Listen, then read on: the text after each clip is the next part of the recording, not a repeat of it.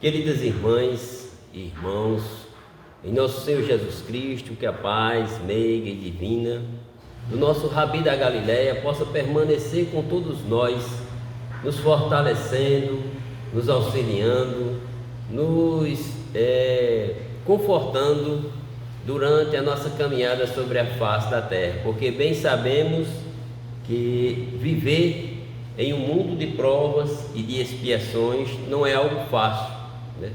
A gente passa por situações muitas vezes difíceis, situações que muitas vezes a gente nem se dá conta da dor e da tristeza, da depressão que nós muitas vezes vamos enfrentar. Só para vocês terem uma ideia, né, do quanto é difícil viver num mundo como esse, né? A gente está aqui numa situação, podemos dizer, confortável, né, com a iluminação, com a refrigeração, com cadeiras e confortáveis, escutando uma palavra agradável, de harmonia, mas tentemos nesse momento buscar os nossos irmãos lá no Rio Grande do Sul. Eu estava trabalhando com um colega, né, terça-feira, ontem, e ele dizendo assim: Sheik, a situação lá é bem mais difícil do que aquilo que nós estamos imaginando. Aí eu perguntei: como assim, James? Ele disse: você sabe que no nosso trabalho de manutenção a gente tem conhecimento com várias pessoas, inclusive com pessoas do Brasil todo. E eu conversava com um amigo meu que trabalha lá na empresa, na mesma empresa que presta manutenção às aeronaves, e ele tem família lá no Rio Grande do Sul. Então ele trabalha em Porto Alegre, mas quando termina o trabalho ele volta lá para o interior do Rio Grande do Sul para não deixar a família desamparada. Então ele falava assim: mas que você imagine que desde que começou esse processo das enchentes lá no Rio de Janeiro, as famílias lá daquelas cidades que vivem nas beiras dos rios, que foi tudo invadido, tomado pelas águas, aquela população, aquela comunidade, eles não têm energia elétrica, porque à medida que a água foi subindo, a empresa não teve outra opção a não ser cortar a energia elétrica. Como é que você vai manter energia elétrica de uma situação que os postes estão dentro da água? Então a chance que alguém tem de ser eletrocutado, de sofrer um choque elétrico e morrer ou ficar paralisado é muito grande. E ele contando, ele disse: Sheik, faz 30 dias em que as pessoas estão no escuro, 30 dias em que as pessoas não conseguem ligar uma televisão. E a geladeira? Geladeira, como é que você vai comer sem a geladeira funcionar? Ele dizendo: Sheik, para você ter uma ideia, até os telefones celulares para carregar, eles saem de manhã numa embarcação, aí vai até determinada localidade aonde tem energia elétrica, aí lá eles conseguem carregar os telefones e falam com as pessoas das famílias, mas quando chega aquele horário ele volta para casa e tem que desligar o telefone porque não tem energia elétrica para carregar. Então se você ligar o telefone celular, você não consegue falar com ninguém, porque as antenas que trazem a rede para os telefones estão sem contato. Então você pode até ligar seu telefone, mas você não fala com ninguém. Então é melhor que você desligue e você passa a noite no escuro, nas casas, dentro d'água, tomando conta do pouco que restou, porque algumas casas são de primeiro andar, então eles pegaram todas as coisas que tinham no térreo e trouxeram para o primeiro andar. Mas as pessoas estão apavoradas. Ele diz: eu tenho uma amiga, Sheik, que ela falou comigo na semana passada, dizendo, ela mora no terceiro andar. O apartamento dela não chegou água, mas chegou água até no segundo andar. Para a gente ter uma ideia, minha gente, até o segundo andar. Segundo andar. E ela no terceiro andar, quando conseguiu chegar lá, depois de 18 dias, as coisas estavam todas podres, imundas. Pois é. Imundas, porque a geladeira tudo ficou podre, tudo se acabou. E o que não se acabou, mofou, porque a umidade muito grande, tanto mofou. E ela disse que no chão para chegar até lá é peixe morto, então é um mau cheiro, rato morto, bicho morto, porque os bichos morreram afogados. E uma coisa que me deu uma tristeza muito grande, ontem eu até comentei aqui a quantidade de pássaros mortos dentro das gaiolas. Porque as pessoas que criam pássaros foram embora, mas os pássaros os ficaram. animais ficaram presos nas gaiolas. Os cachorros, os gatos, os cavalos, bois tentaram ainda socorrer alguns. Mas a quantidade mesmo que morreu, diz que é um mau cheiro na cidade. Ela mora como se fosse Recife, Olinda. Ela mora numa cidade que fica do lado de Porto Alegre. Ela disse morava, porque até agora não conseguiu mais morar. Então, meus queridos irmãos, eu não sei aqui se alguém já passou 3, 4 dias sem energia elétrica dentro de casa, né? Não sei se alguém já teve essa experiência, mas é desagradável, não é coisa muito boa não. Então imagine você 30 dias sem energia elétrica dentro da sua casa sem poder funcionar nada, porque até para você cozinhar alguma coisa, você tem que usar um botijão de gás, um fogão, ou então pegar madeira e queimar madeira, né? Numa churrasqueira, alguma coisa. Molhada que não consegue. Ainda tem esse detalhe, né? Molhada. E, por incrível que pareça, a chuva ainda não acabou, continua chovendo. Então, meus irmãos, assim, é uma situação que se era avisada, já vinha se falando há mais de 10 anos que situações como essa poderiam acontecer nas regiões do Brasil e as pessoas não se davam conta, achavam que sempre iriam passar por momentos como esse e não iriam sofrer o que estamos sofrendo agora. Mas isso aqui é para a gente ter uma ideia das dificuldades que muitas vezes estão programadas para a nossa caminhada sobre a face da terra. E alguém poderia perguntar assim, mas Sheik, será que eu sabia que eu ia passar por isso? Será que eu sabia? E acreditem vocês ou não, meus irmãos e minhas irmãs, nós sabíamos. Antes de reencarnar, existe um programa de reencarnação para cada um de nós. Os Espíritos nos traz isso na escolha das nossas provas. É elencado uma verdadeira programação pela qual nós devemos passar. E tudo aquilo ali é avisado. Ele diz, olha, você vai encarnar no Recife, você vai reencarnar numa família cujo pai tem certas dificuldades, sua mãe tem certas dificuldades, você vai nascer num bairro humilde, seu pai talvez não tenha uma profissão que seja das melhores, ou seja, com isso seu pai não vai ganhar recursos financeiros que possam permitir a você a estudar num colégio bom, a morar numa casa confortável. Tudo isso você tem consciência daquilo ali, mas você é completamente assim orientado a enfrentar essas dificuldades. E você poderia perguntar assim, mas por que eu não nasço numa mansão, né? Por que eu não nasço numa casa bonita? E por que eu não nasço com meu pai já com bastante recursos, com dinheiro? Por que minha mãe não é uma pessoa assim bem desenvolvida no campo da psicologia, no campo da profissão? E muitas vezes nós não temos essa possibilidade. Por quê? Porque durante as nossas existências anteriores, quando nós nascemos em situações agradáveis, confortáveis, o que foi que nós fizemos? Nós não fizemos nada. Nós não aproveitamos aquelas oportunidades, habilidades que nós tínhamos para poder auxiliar os outros. Apenas trabalhávamos com o interesse próprio, ou seja, enquanto eu estivesse bem, eu não me importava para as pessoas. Então, o que é que diz aqui a questão 258 do Livro dos Espíritos? No estado errante, né, e antes de começar a nova existência corporal, o espírito tem consciência e previsão das coisas que lhe vão acontecer durante a vida. Ou seja, quando nós vamos reencarnar, nós sabemos sim o que é que vai acontecer conosco.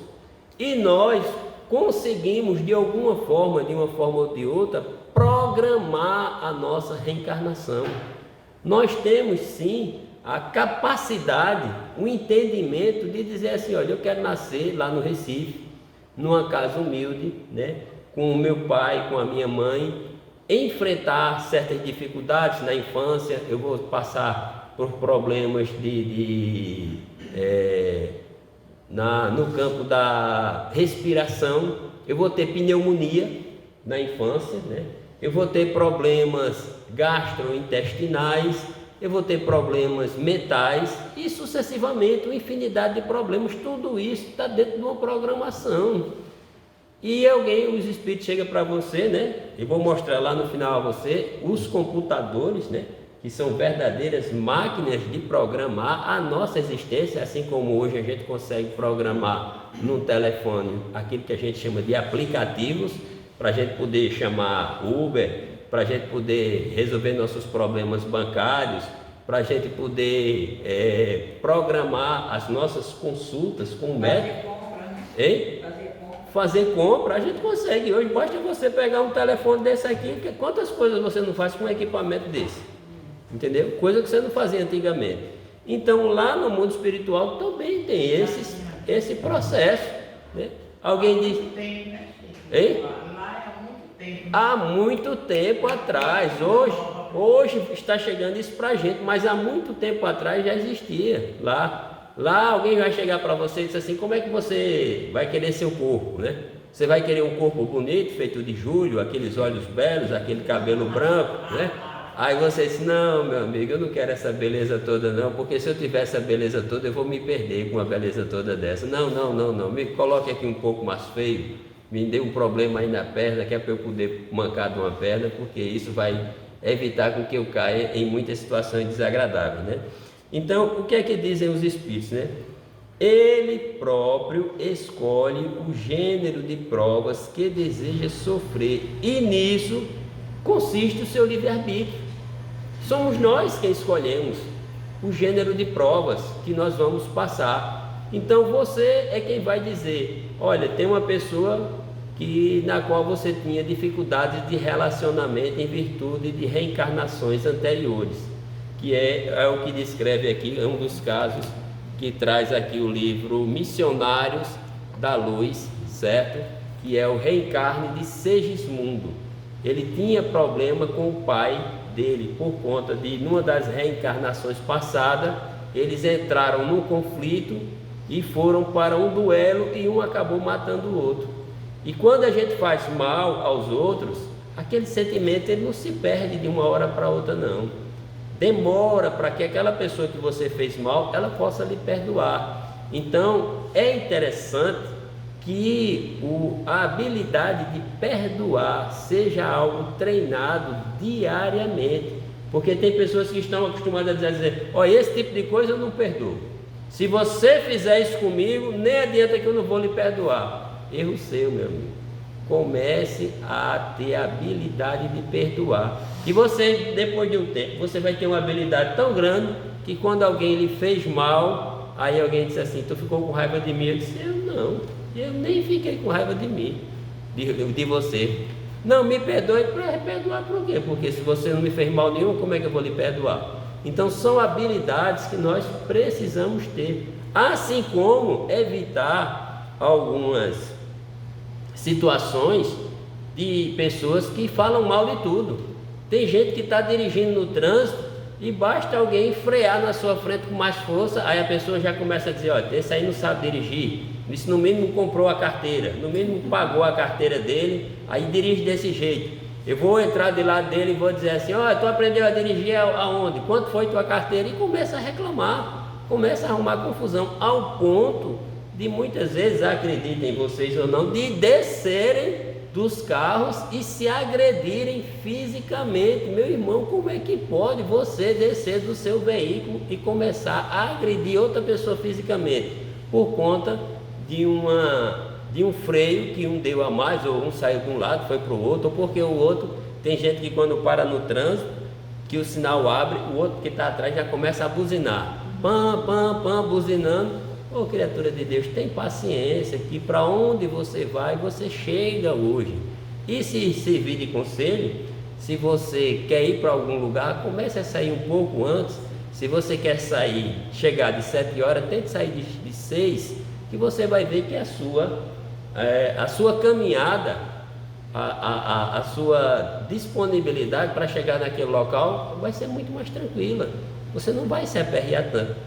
Mas tem pessoas não, que já sai atrasado. Aí só falta 15 minutos, aí sai querendo que o mundo se acabe. É como se tudo tivesse que se abrir para você chegar. Então é como ele diz assim, o próprio Espírito, ele escolhe o gênero das provas que deseja sofrer. E nisso consiste o seu livre-arbítrio. Eu tenho livre-arbítrio de escolher a prova. Aí alguém podia perguntar assim, Sheik, então se na próxima encarnação eu resolver escolher nascer bonito, numa casa que tenha tudo, assim, a minha família, eu tenho um pai muito rico, na minha casa vai ter várias salas com ar-condicionado, vai ter um campo de futebol para quando eu quiser jogar bola, vai ter sauna, olha, uma casa com sauna, vai ter quadra de tênis, para eu jogar tênis, vai ter uma sala de música, para quando eu quiser tocar piano, vai ter um piano lá me esperando para eu tocar. Vai ter uma sala de artes com quadros para quando eu quiser pintar, e vai ter uma sala lá. E quando eu quiser dar festas, eu ligo para os meus amigos e os meus amigos vão todos para a minha sala, para a minha casa, para a gente se divertir. É possível? É sim. Aí vem a seguinte pergunta, detalhe, e qual é a evolução que você vai ter vivendo uma vida dessa? Será que você vai ter tempo para se dispor, para colocar a sua vida a favor daqueles que sofrem? Porque todo dia tem movimento. Se você viver uma vida dessa, né, vivendo, tomando cerveja, tomando drink, jogando bola com os amigos, jogando tênis, jogando sinuca, jogando ping-pong, jogando videogame, ou então contando piada naquela casa, eu pergunto a você, quando é que tu vai sair da tua casa para ir lá para o meio da cidade, levar a cesta básica para quem está passando necessidade? Quando é que você vai ter tempo para ir lá para o abrigo que Cristo Redentor, feito sábado agora, né, para levar ovos para as vovozinhas que estão lá? Quando é que você vai ter tempo para vir dia de domingo aqui ajudar na evangelização? Pegar uma sala com 15, 16 meninos e começar a dar aula de evangelização. O menino tudo com raiva de você, dizendo, tio, eu não gostei da sua aula hoje não, viu? Tio, se eu fosse você, eu não fazia assim assado não. E você pacientemente, meu filho, eu entendo que realmente para dar aula de evangelização não é fácil, mas é assim que as coisas funcionam, por isso vamos orar mais. Quando é que você vai ter tempo para à tarde fazer sopa para as vovozinhas? Você com um bocado de amigos esperando numa casa de praia lá com jet ski, né, para entrar dentro d'água, para ficar andando de jet ski lá na praia de Maracaí. Sejam sinceros, tu vai deixar de andar na praia de jet ski para vir fazer sopa aqui? Vem não, meu irmão, não vem não, mas não vem mesmo, tá certo? Porque é difícil. Ou a gente nasce numa condição mais difícil, aonde a gente conhece de perto a necessidade, onde eu conheço os problemas dos meus vizinhos. Meus vizinhos, eles vivem brigando uns com os outros, eles vivem tendo problemas, e você começa a fazer prece e oração pedindo força para os seus vizinhos. Muitas vezes os meus parentes chegam para mim e dizem assim, Sheik, eu estou passando por uma situação tão difícil, meu irmão, porque eu não recebi o salário esse mês, será que dá para tu me ajudar? Então eu que já estou vivendo uma situação difícil, quando vejo alguém que está vivendo uma situação mais difícil do que a minha, eu não tenho como negar, porque eu sei a situação que é viver daquele jeito. Tanto é que Chico Xavier viveu numa situação extremamente difícil, mas nunca faltava para ele estímulo e oportunidade. Eu nunca me lembro, nunca me esqueço aquela oportunidade em que chegou a notícia para ele, em que o dono da estrebaria do comércio que ele trabalhava, né, o primeiro emprego dele faleceu, e alguém chegou para ele e disse assim, Chico, ele faleceu e não tem nenhum caixão para ser enterrado, ele vai ter que ser enterrado naquele caixão que chamou de rabecão.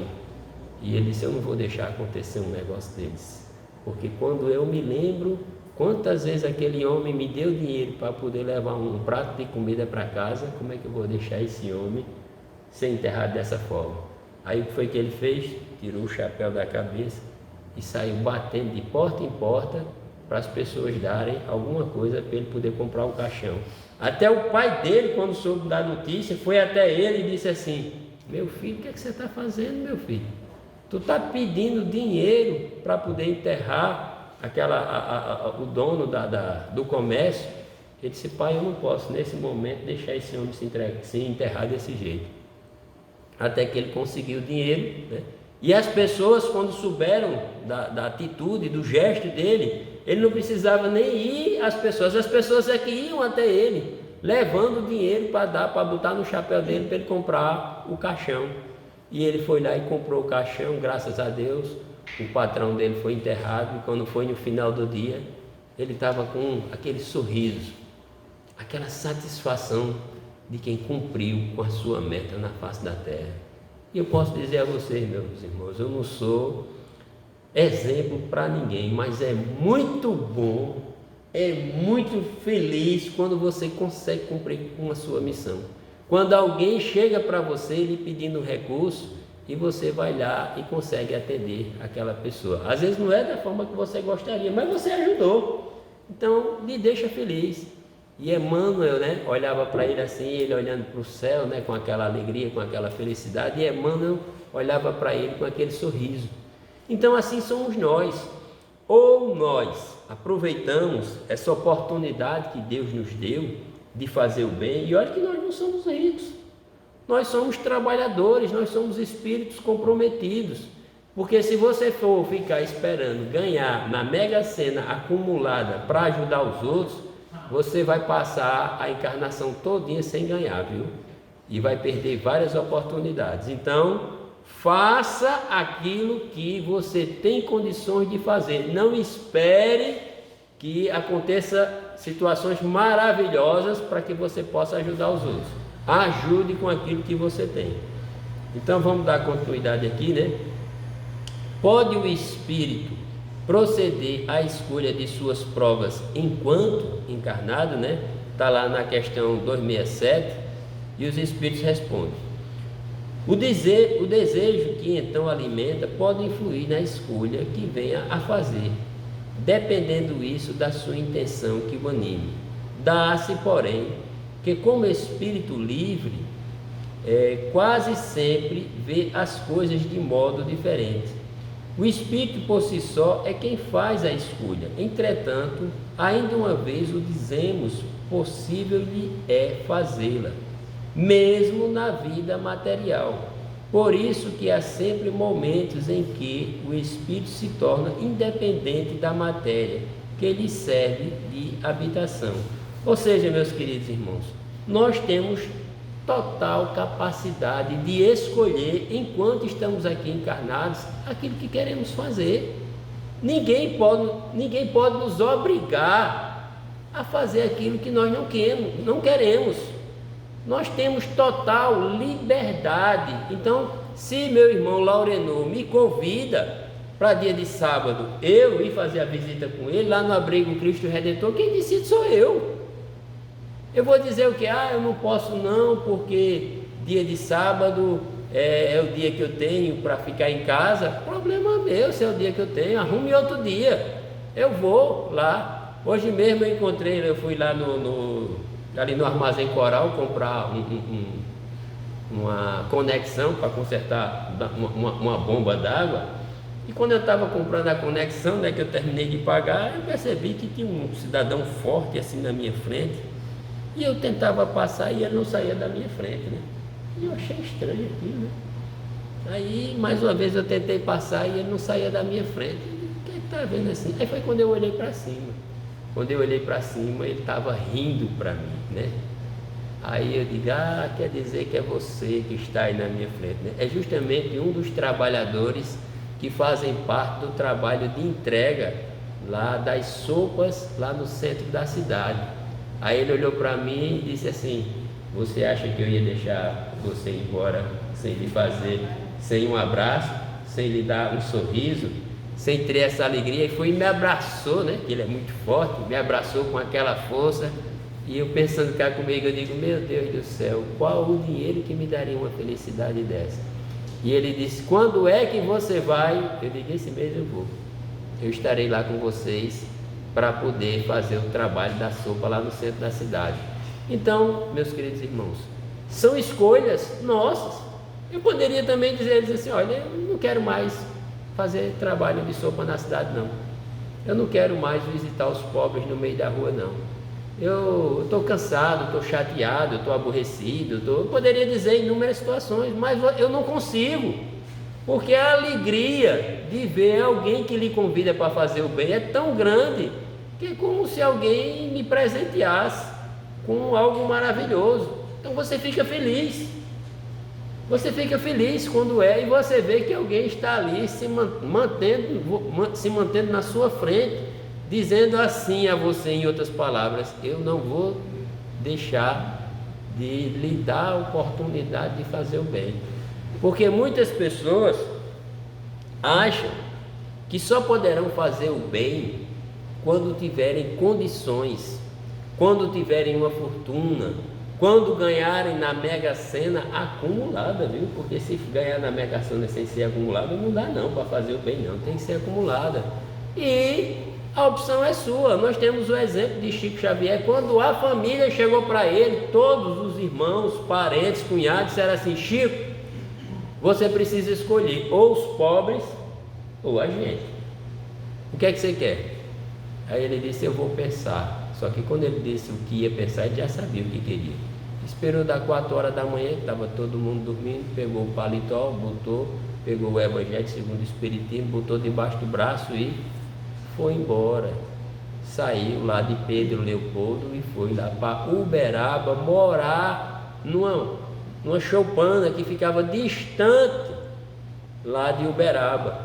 E quando as pessoas souberam que era Chico Xavier que estava lá, as pessoas foram ao encontro dele. Tinha pessoas que eram católicas romanas, daquelas fiéis, mas quando souberam que era Chico Xavier, iam lá, saíam atravessando por dentro do mato, atravessava cerca de arame farpado, só para tomar café com Chico e escutar o que aquele homem tinha para dizer.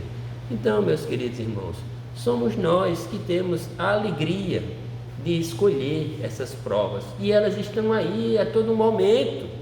Todos nós, todos os dias nós recebemos convites, nós temos oportunidades maravilhosas de trabalhar. Agora ninguém vai lhe obrigar não. Eu não vou pegar ninguém a pulso e dizer assim, meu filho, hoje você vai para o centro comigo.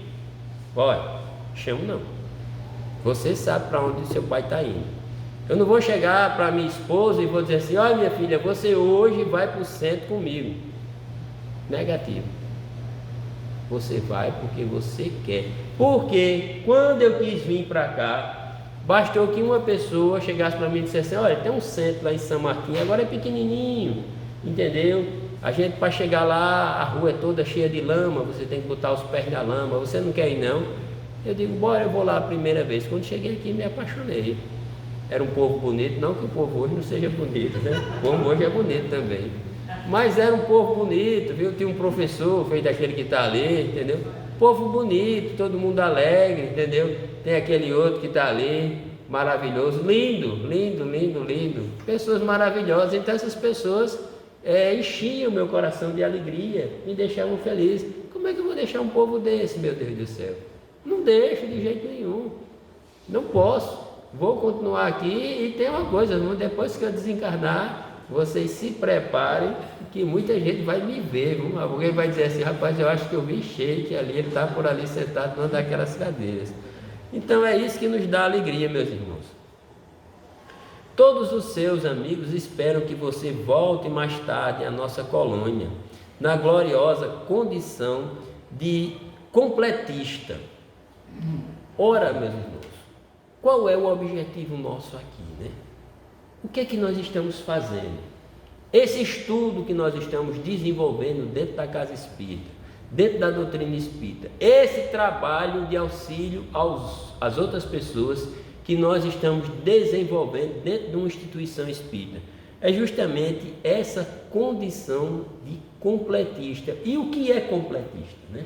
Eu achei essa palavra muito importante. E ele responde, né? Está lá na questão 69 do livro Missionários da Luz, certo? Capítulo 12, página 169.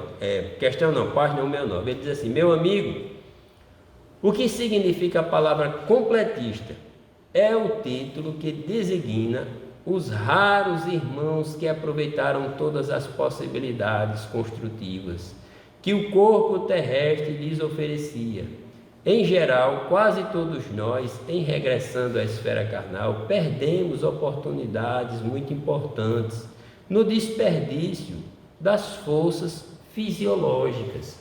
Então, tem muitos espíritos que, quando estão lá no mundo espiritual, antes de reencarnar, assumem um verdadeiro compromisso, dizendo assim: não, quando eu reencarnar, eu vou ser trabalhador, eu vou ser uma pessoa boa, eu vou ser caridoso, eu vou participar da evangelização, eu vou aplicar passe, eu vou ser médio doutrinador, eu vou distribuir sopa na rua, eu vou fazer sopa dentro do centro, eu vou ser palestrante. É uma lista tão grande de trabalho que o espírito orientador olhando para ele assim, dizendo: tá certo, vamos ver quando tu chegar do lado de lá. Aí quando chega do lado de cá, né, que começa a ter aquelas primeiras dificuldades, que alguém chega para você e diz assim: olha, vai ter palestra hoje no centro. Aí a pessoa diz assim: rapaz, hoje eu não tô bem, trabalhei o dia todo, estou cansado. Não, hoje eu não vou não, para a semana eu vou. Aí quando é na outra semana, aí a pessoa diz assim: olha, na quarta-feira vai ter um encontro dos amigos, tu não quer ir não? Aí a pessoa: rapaz, tem palestra hoje no centro, mas na próxima semana eu vou, mas no domingo vai ter um trabalho de sopa ou então de evangelização. Não, no domingo eu não posso porque eu já marquei uma partida de futebol com os amigos e eu não posso perder. E a situação vai, né? Aí depois vem o mês de fevereiro, aí chega o carnaval. Aí disse: mas rapaz, esse mês eu já marquei com os colegas e eu vou brincar carnaval, vou começar no galo da madrugada, só vou terminar na quarta-feira de cinza. Então não adianta contar comigo, que mês de fevereiro não me chama para trabalhar na casa espírita. Aí quando chega o mês de junho, aí tem o São João.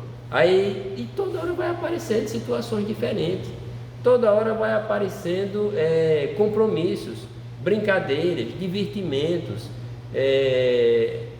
encontros em determinados lugares. Não, a gente vai nos encontrar lá em Gravatar, vai ter um encontro dos amigos que participaram da faculdade. E o tempo vai passando, até que chega um momento em que a gente vai ficando com os cabelos brancos. À medida que a gente vai ficando com os cabelos brancos, a gente vai ficando cansado, a gente já não tem mais aquela persistência, aquele interesse, aquela boa vontade.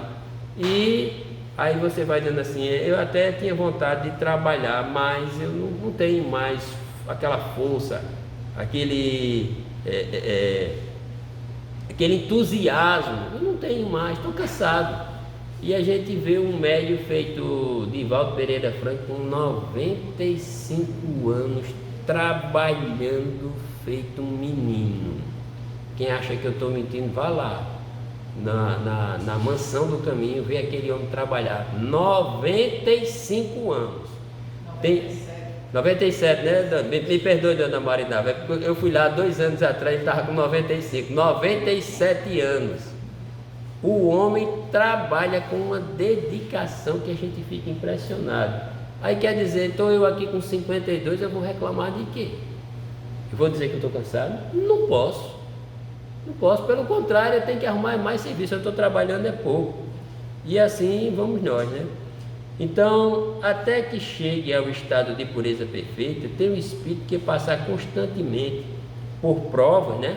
Nós temos que passar por provas até que a gente chegue a esse estágio, sim, mas que não são como entendeis, pois que só considerais provas as tribulações materiais. Ora, havendo-se elevado a um certo grau, o espírito, embora não seja ainda perfeito, já não tem que sofrer provas, Continua, porém, sujeito a deveres nada penosos, cuja satisfação lhe auxilia o aperfeiçoamento, mesmo que consistam apenas em auxiliar os outros a se aperfeiçoarem.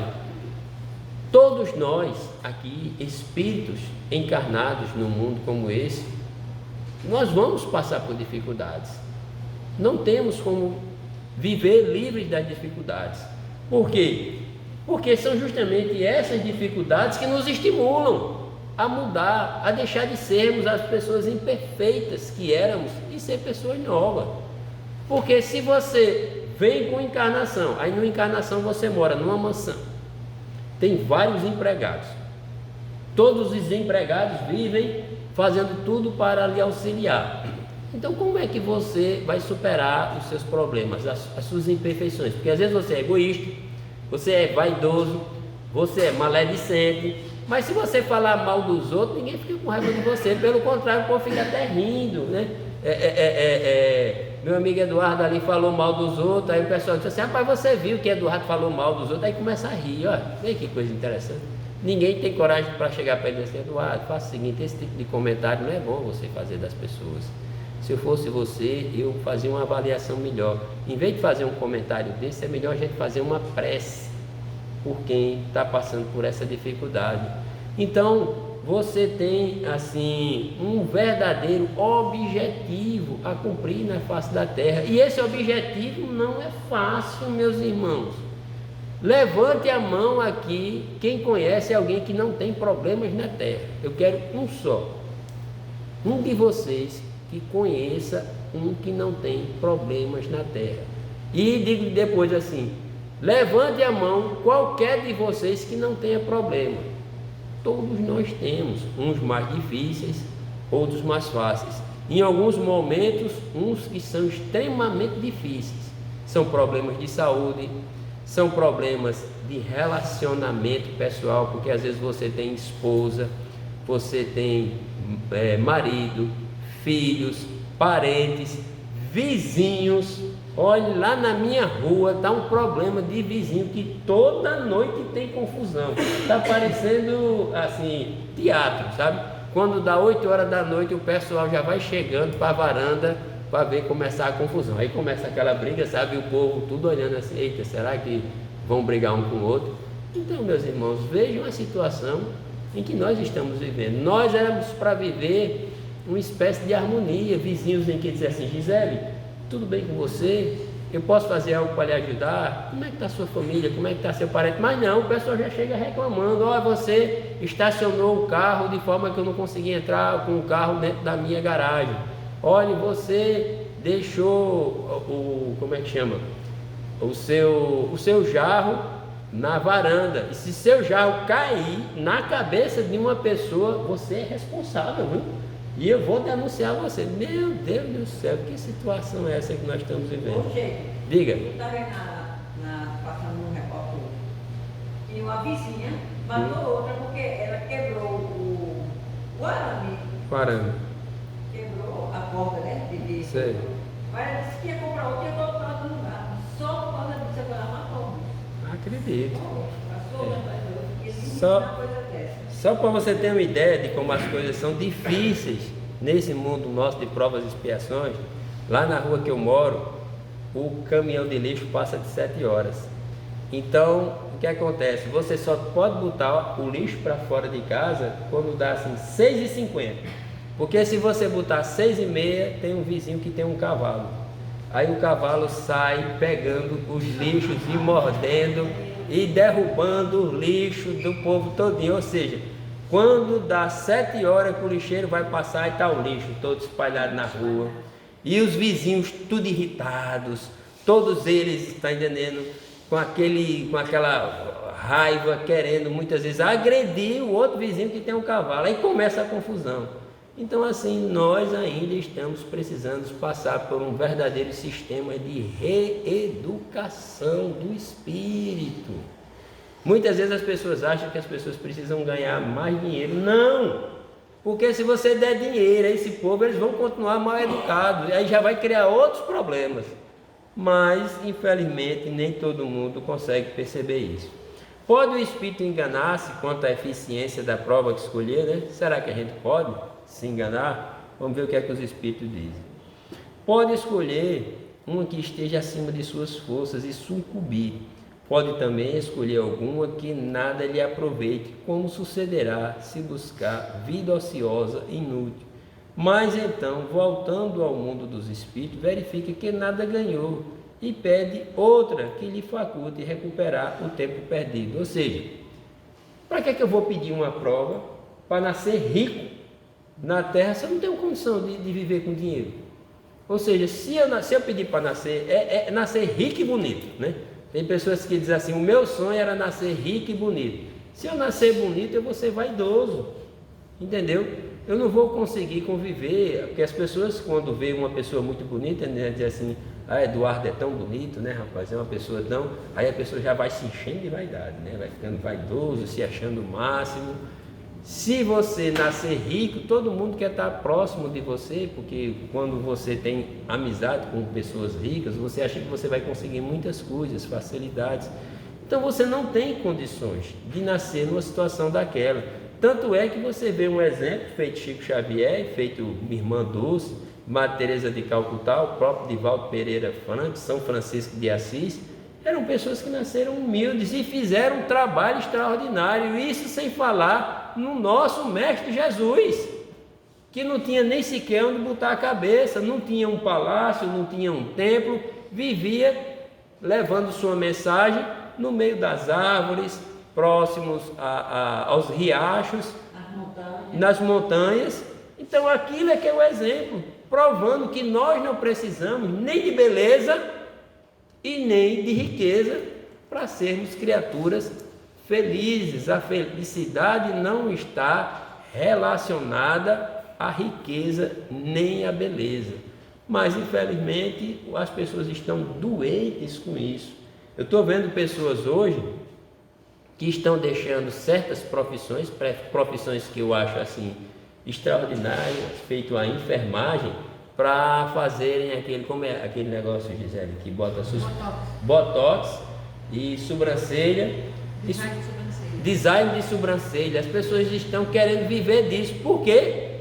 Porque dá mais dinheiro. Se você for esteticista, estética.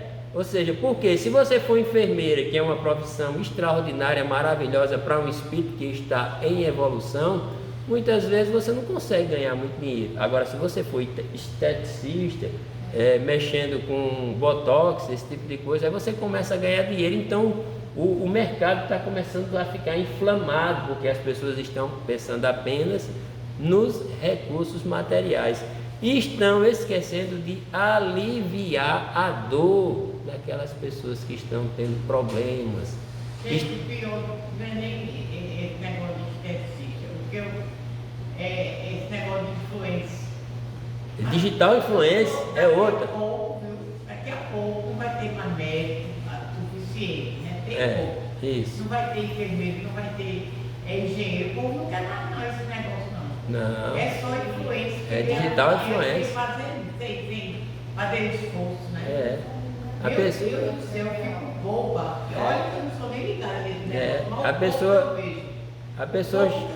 A pessoa chega na sua casa hoje, dona Luciene, já chega com o telefone na mão ali filmando, aí diz assim, eu estou aqui na casa de dona Luciene, e ela é casada, e hoje ela fez um sarapatel, e o sarapatel dela tá gostoso, viu? Olha, quem quiser comer o sarapatel de dona Luciene, pode vir comer, que ela faz um sarapatel maravilhoso. Aí quando chega lá em casa eu digo, ô criatura de Deus, vamos fazer o seguinte, desliga esse telefone, porque nós estamos vivendo aqui um momento familiar, isso aqui é um momento íntimo. Então como é que você quer colocar isso para a população? Não. Agora, você quer divulgar algo de bom? Vai lá para o Centro Espírita, aí está cheio de coisa assim, de livros, leia livros e divulgue aquilo que está dentro dos livros, aí sim você está trabalhando por bem. Mas infelizmente muitas pessoas não estão ainda dando a verdadeira importância a esse trabalho que precisa ser desenvolvido. Então eu trouxe aqui para vocês uma questão que está aqui no livro Ação e Reação, que é o chamado débito estacionário, né? Porque muitos espíritos estão vivendo uma forma constante, não conseguem evoluir, né? Então ele traz aqui o seguinte exemplo, né? Está no livro Ação e Reação, capítulo 13, diz: nosso amigo, até que se amadureça em espírito para a renovação necessária, guarda a mente trabalhando em circuito fechado, isto é, pensa constantemente para si mesmo, incapaz da permuta de vibrações com os semelhantes, exceção feita com Poliana, de quem se fez satélite mudo e expectante, como parasita em fronde seivosa. Sabino é um problema de débito estacionário, porque jaz em processo de hibernação espiritual.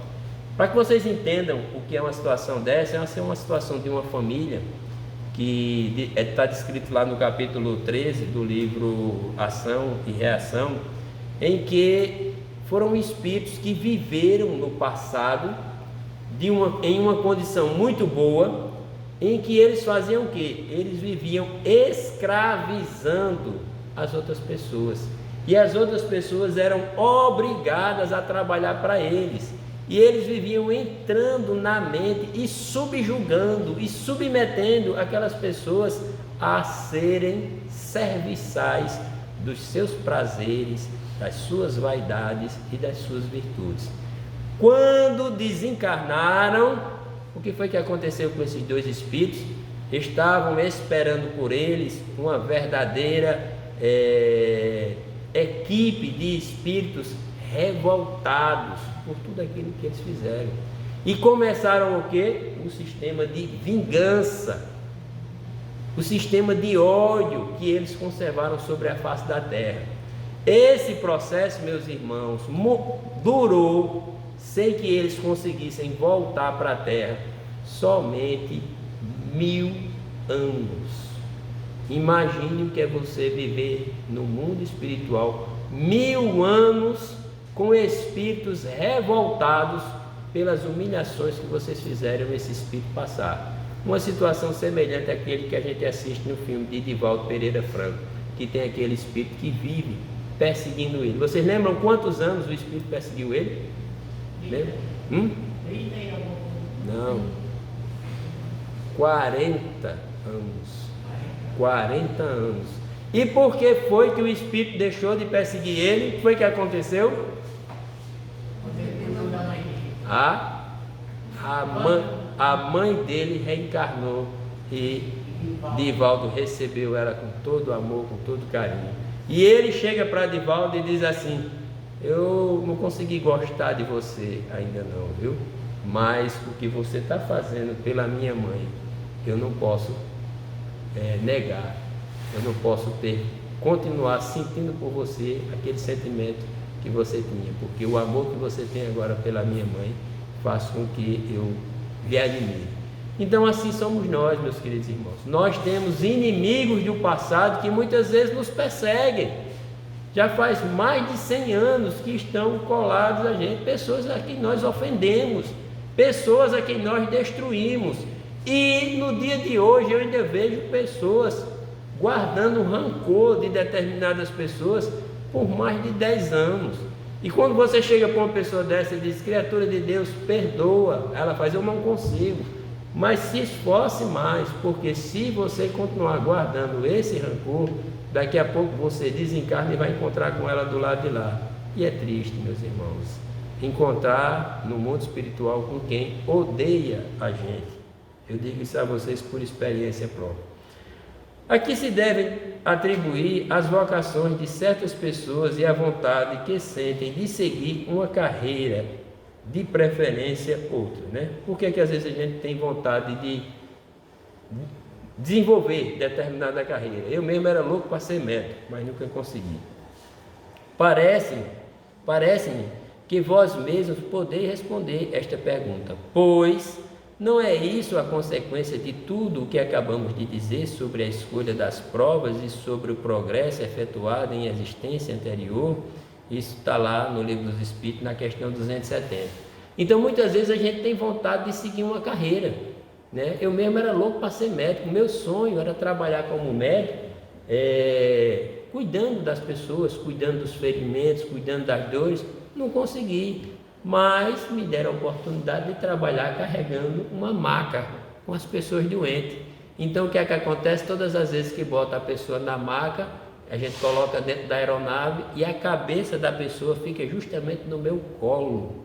E naquele momento eu coloco as duas mãos na pessoa, na cabeça da pessoa, e começo a fazer preces e orações para a recuperação daquela pessoa. Então isso para mim foi um verdadeiro presente que Deus me deu. Não consegui ser o médico que eu tanto desejei, mas é como se alguém dissesse assim: você não vai ser médico, mas os pacientes vão estar lá, próximos a você, e você estará lá fazendo as orações. Me deram a oportunidade de carregar corações, de entregar corações na minha mão para que eu levasse de um paciente para o outro. E depois que aquele paciente recebia o coração, eu tinha a oportunidade de ir lá, dar um abraço nele, bater uma foto dele e guardar aquilo com lembrança. Então, meus irmãos, de uma forma ou de outra, nós temos a chance de fazer o bem que tanto precisamos. Agora, nem sempre vai ser do jeito que você imaginou, né? Então não fique frustrado não, né? Não fique decepcionado, não fique deprimido não, porque oportunidade de fazer o bem não vai lhe faltar. E para terminarmos, né, meus irmãos, tem aqui, né? Imagine-lhes os sacrifícios futuros.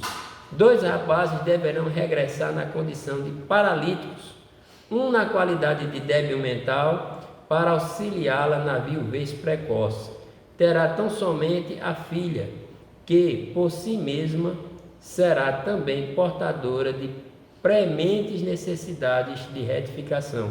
Essa história é o seguinte, está aqui no livro Missionários da Luz, né, no capítulo 12, que é o resultado de quê? Não tem aquelas mães que ficam protegendo demais os filhos, né? Os filhos não podem fazer nada. Não, meu filho, não sei o quê, não, tome isso que eu lhe dou, mas não precisa trabalhar não, que eu vou sustentar você. E o que foi que aconteceu? Os filhos foram ficando tão vaidosos, tão egoístas, que tudo o que queriam, já queria que a mãe desse.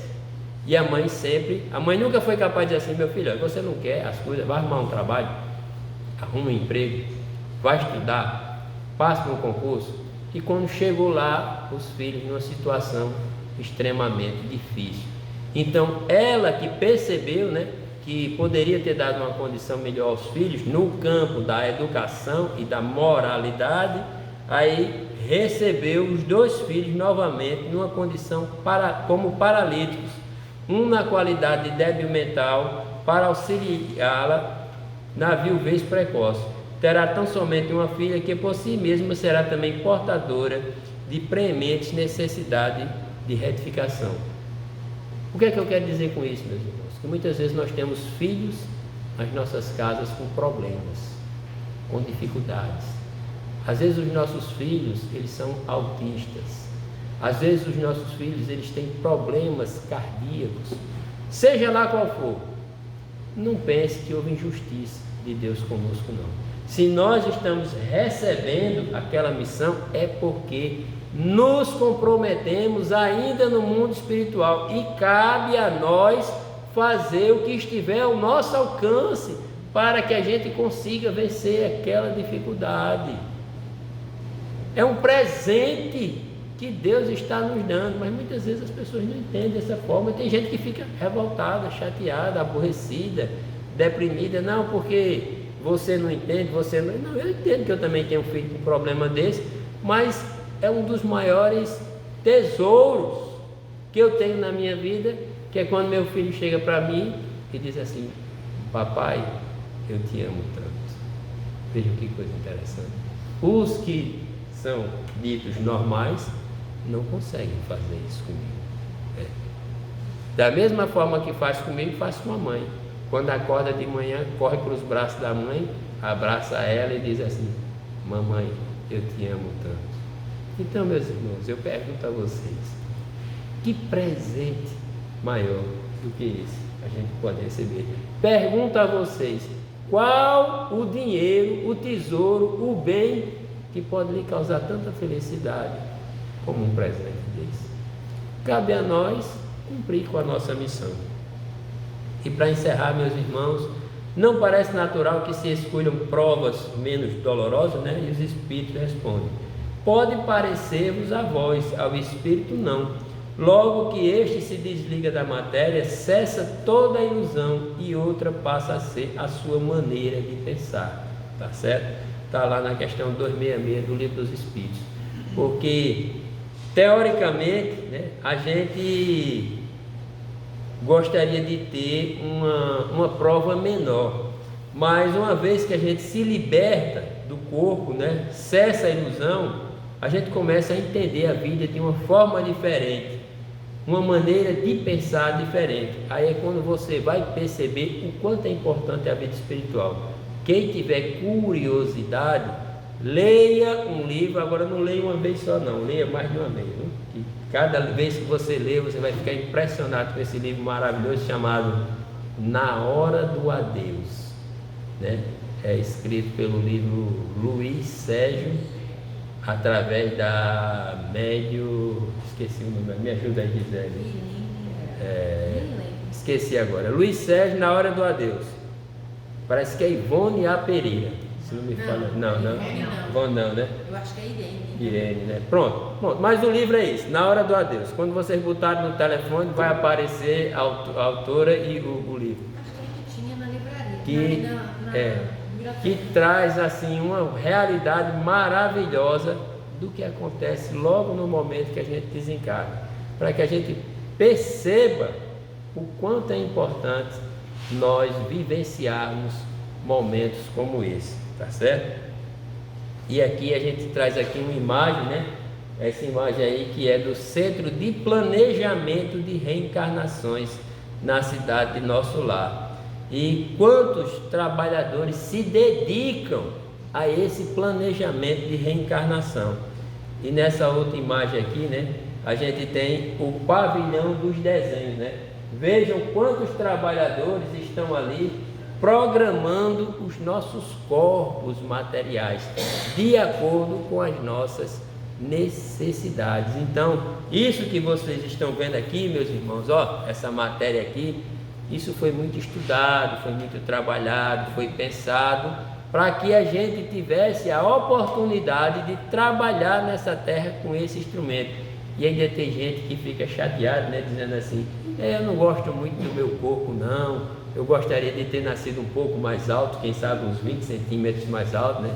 Eu gostaria de ter sido uns 20 quilos mais fortes, né? Tem gente que é mais forte, queria ter nascido mais magro e assim sucessivamente, mas tudo que nós temos foi fruto de um planejamento para que a gente conseguisse desenvolver a missão que a gente tem hoje na face da terra. Por isso, meus irmãos, não fiquemos a reclamar, a ficar tristes, aborrecidos, porque a gente não tem aqueles olhos belos, né, daquela atriz de televisão, ou a gente não tem aqueles cabelos bonitos, feito o meu presidente Júlio, né? Cada um tem a sua, né, meu presidente Laurino? Cada um tem a sua necessidade e vive, né, justamente com aquilo. O importante é que a gente desenvolva o trabalho com aquilo que a gente tem. Lembramos do nosso irmão Chico, né, que com todas as dificuldades que ele tinha no campo da saúde, ele nunca deixou de desenvolver o trabalho maravilhoso que ele sempre fez. Por isso, meus queridos irmãos, resta-nos a agradecer a oportunidade maravilhosa que nos foi dada na noite de hoje. Agradeço a nossa irmã Gisele, agradeço a vocês e a toda essa espiritualidade que se fez presente na noite de hoje, porque hoje foi uma noite muito iluminada. Estou muito feliz aqui e agradecido pela assistência que nos foi dada. Que a paz do Cristo permaneça sempre com todos.